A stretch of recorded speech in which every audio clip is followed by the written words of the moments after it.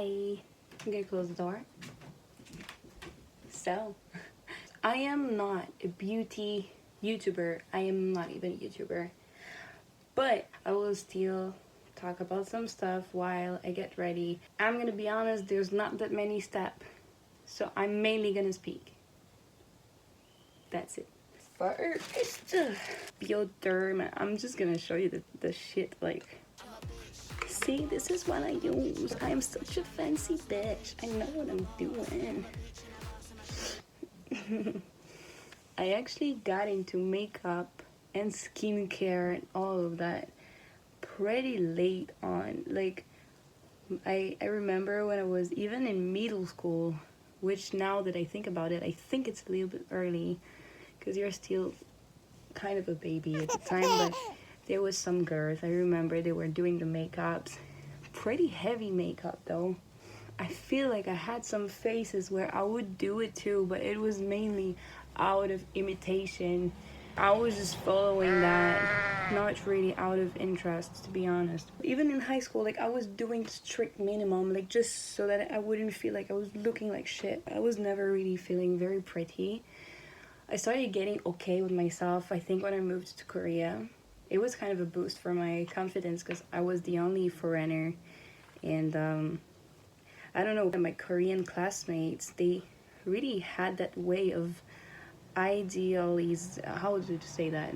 Like, I was kind of an ideal for them, even though I was really not. But, you know, I was very young. I just turned 18 and I was the French girl at that school. So people were pretty cool with me. And I was not feeling myself. I tried to not fall in that shit where you're like, yeah, I deserve everything because I'm fucking foreigner, bitch.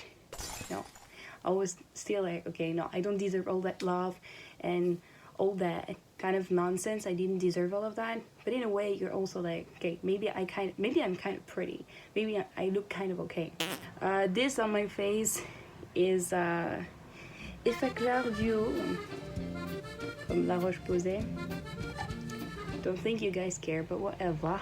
I moved to Korea when I was then 18, so in 2017. I started doing makeup because I definitely felt like, it's really bad to say that, but like, it was kind of all eyes on me. I felt very observed. I was the only foreigner in the school. I mean, Western. I was kind of in the spotlight all the time. And you know, it's kind of pressuring. You don't want to disappoint and you want to look good because people look at you. This is how it is. I'm sorry, I'm superficial, I am artificial, whatever you want. So I started doing a pretty strong makeup, actually. That's when I really got into it. I was like really into dieting, into, you know, like styling my hair. I was wearing heels all the time. I do love heels, and I still do. But at the time I was kind of obsessed. I'm gonna use that. And I was wearing so much makeup. Like, I was doing really bold lips and really bold eyes colors. At some point, I remember, it was my first year of school there, some girls from my class asked me to give them a foreigner makeup, 외국인 화장. And I've never really done my makeup, at least not by myself, in a very Korean way. I felt like I looked different anyway, so I kind of wanted it to be my strength somehow. But I do think Koreans are super good at makeup. And I think that's also what pushed me to start doing my makeup. Makeup in Korea is really appreciated. In France or in the West in general, I feel like the mask started to be worn because of Corona, you know?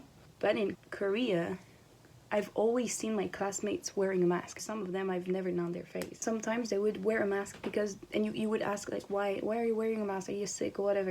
It would be like, no, because 나 생얼이니까. Because I didn't wear any makeup. But to be fair, Koreans are hella good at makeup. It's crazy.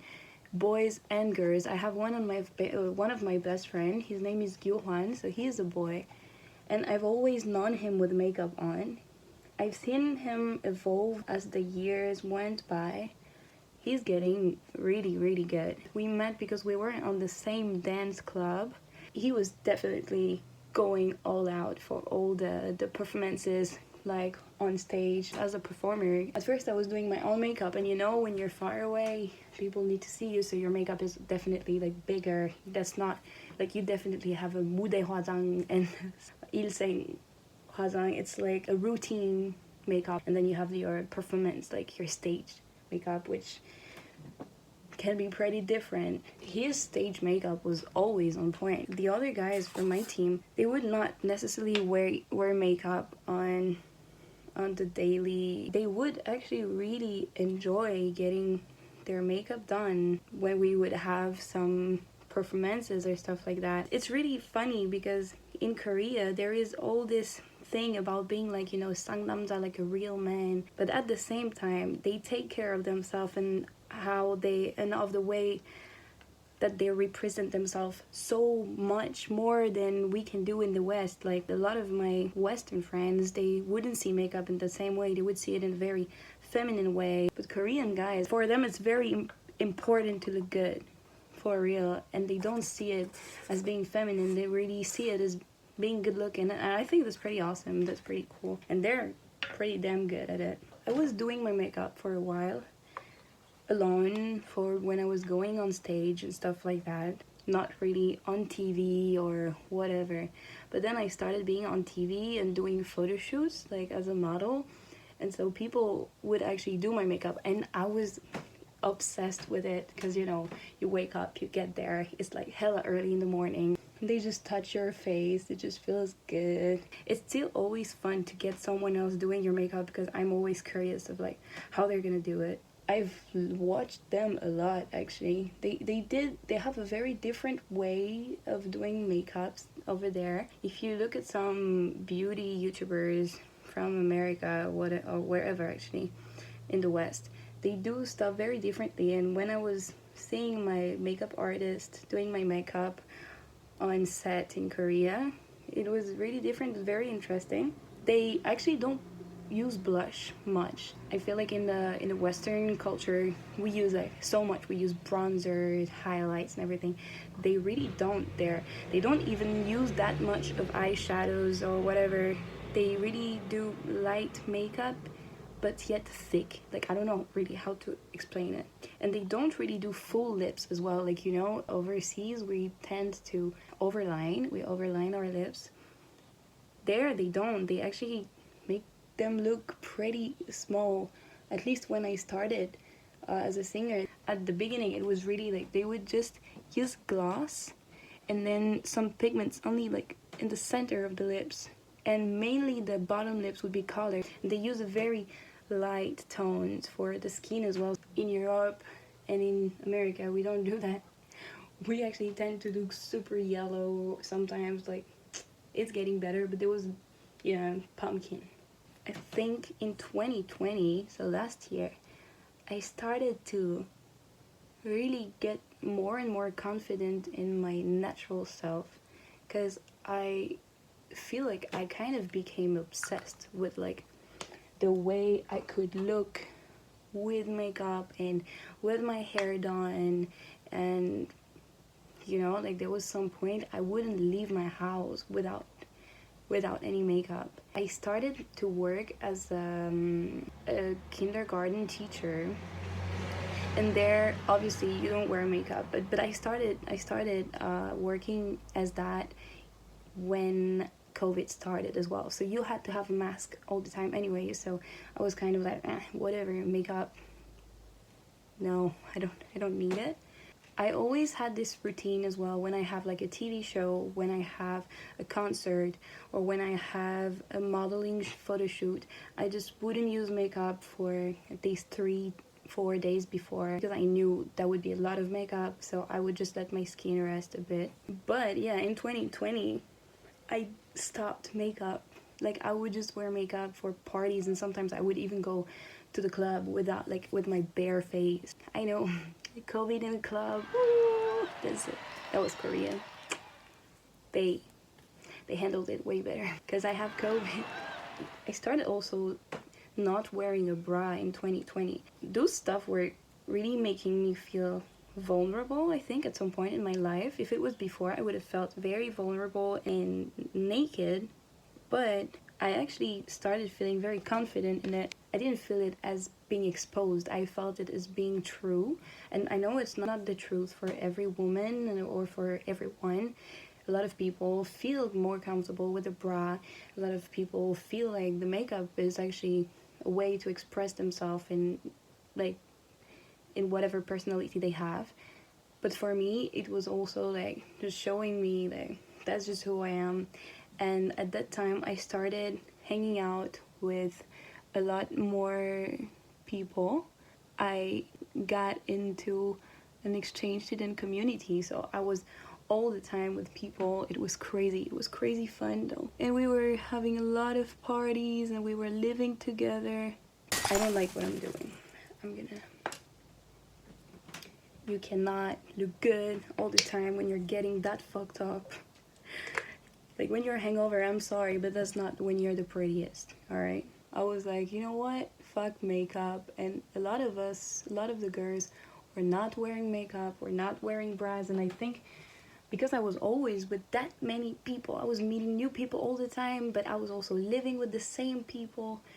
So I kind of became very confident in a way. And I was like, you know what? Fuck that. Like, I don't need it. I felt more comfortable with myself and more confident. And so I think for a year or so, or even now, it's very rare I'm wearing a bra. It's very rare I'm doing really, extreme makeup. Usually I would just go out like that, or a little bit of mascara is what I'm gonna do now. Sometimes I do, you know, sometimes I want to feel cute, I want to feel fancy. So for some occasions, or when I film covers or stuff like that, when I film videos, I might wear more makeup. But I definitely learned to like my original face, which I think is important, at least in my self-growth. It's funny because I started makeup in Korea and I stopped wearing makeup in Korea as well. And I learned so much by watching people doing their makeup, watching the makeup artist doing mine, to make the difference between, okay, that is lifestyle makeup, that should be more of a performance makeup. I actually enjoy doing my makeup. I enjoy doing others people makeup. I remember the first semester of 2020, I had like kind of my two best friends, you could say, Anna and Inès. We got a tattoo together. We have like 3 group chats together. I miss them so much. So for Inès, I was mainly braiding her hair. I don't know why and how I became the braider of the crew. She also has a fucking flawless skin, which I don't. I don't think my skin is bad, but it's definitely not flawless. Hers is like smooth as a baby's butt. It's crazy. And Anna, she didn't like to do her own makeup. So sometimes when we would go out, you know, I would do hers. And I really enjoyed it. I think it was really fun. Sleep over with the girls. I love to overline my lips, so I do that sometimes, but not that much, especially not when I go out, because I know that if you go party or if you go out with like overlined lips, it goes away, and then you only have the overline actually, and the feeling is not there anymore. And I feel like I kind of look stupid. So there's something I really want to do, and I only do it when I get my makeup done by a professional. You know, they add some fake lashes. I'm obsessed with it. I think it's really cool, but I am not able to do that on my own. I don't know how to do that, so I just don't, because I spend hours and then they go away in the middle of the day and I just look stupid once again. And even though I lost all sense of dignity on my weight because of soju, alright, you know, not much, just so that it adds a little bit of color. I also used I used my lipstick as a blush for a while, but it was giving me pimples. And now the last part of my makeup is actually earrings, rings and everything. Today, so I have all those little cuties that I bought on Shine, and they're really cute. They give you like a very edgy vibe, and I really like it. You know, when you look like you're rich, not like you're rich, but like you're not broke, because I am. I have one of my friends in Korea as well. Her name is Jen, and she always looks like she's out of like I don't know, sometimes she looks like, you know, when Britney Spears and Justin Timberlake wore that old denim look. There was once we went to a cafe, she looked like that, but everywhere we go she looks so fancy. Like she has big ass earrings, and sometimes without even wearing makeup, her look looks complete because of the jewelry, you know, that she's wearing. Yeah, she kind of became my inspiration somehow, because we were in the same dance team. We are basically sweating, and we were having rehearsals every day for 5 weeks. How the fuck can you find a clean, a good smelling, a dry and good looking outfit every day to train? I don't know. I couldn't.